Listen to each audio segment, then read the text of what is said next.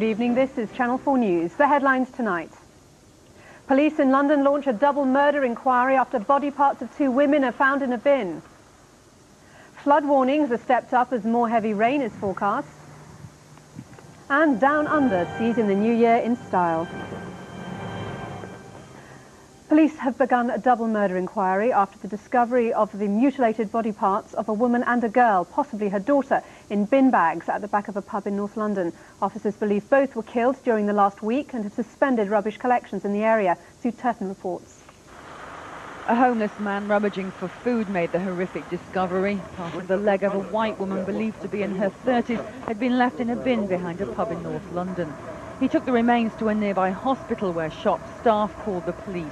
Officers searched the area and found another bin liner containing the torso of a girl thought to be as young as 14. Both bodies have been there for up to a week. Forensic tests are ongoing at this moment in time to identify if there's any relationship between the 2 victims. There is the possibility it could be mother and daughter, but there again, the possibility it could just be friends or not even related at all. A more extensive police search uncovered yet more human remains this evening. The lower half of a torso and other body parts were found in carrier bags about 100 yards from the original find. Detectives are considering possible links to prostitution or organised crime. 74 flood warnings are in place across England and Wales tonight, and more downpours are on the way. The southeast, East Anglia, the northeast and the Midlands are the worst affected areas. The emergency services have been inundated with calls, mostly from people with flooded properties. The Foreign Office says it's unwilling to pay compensation to the cricketing authorities if England's controversial World Cup match in Zimbabwe is cancelled. Jack Straw and Tessa Jowell are to meet the England and Wales Cricket Board in the new year to discuss the financial ramifications of a boycott. An Australian Air Force plane is to fly over 3 remote Pacific islands tomorrow after a powerful cyclone cut them off from the outside world.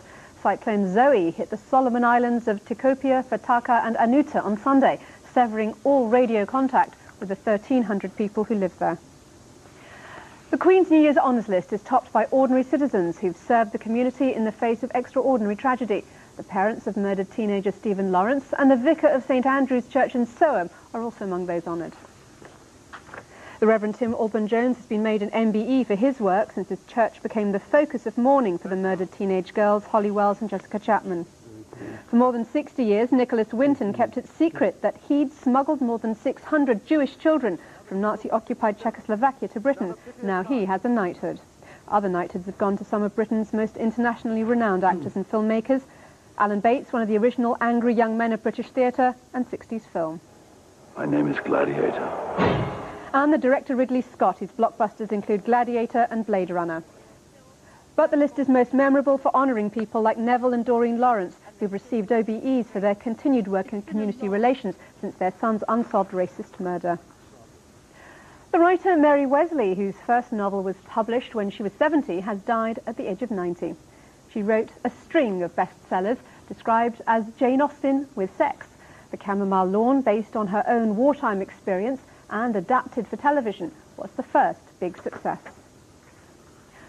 On to the weather now, and the satellite shows a fair amount of cloud, but it will be with some breaks, giving some bright spells. Tonight will be a wet New Year's Eve, though, with sleet and even snow in parts. Temperatures will fall to -5 degrees Celsius. And tomorrow there will be a rather wet start to 2003, with heavy downpours increasing the risk of flooding in parts. On higher ground, there could be some sleet and snow.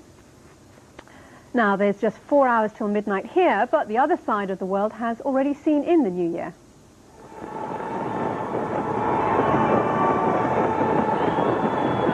Spectacular fireworks on Sydney Harbour Bridge picked out the shape of a dove carrying an olive branch and the word peace. Well, that's it from Channel News for now. We're back tomorrow at 5 to 8. From all of us here on the Channel 4 News team, we hope you have a very happy New Year. Goodbye.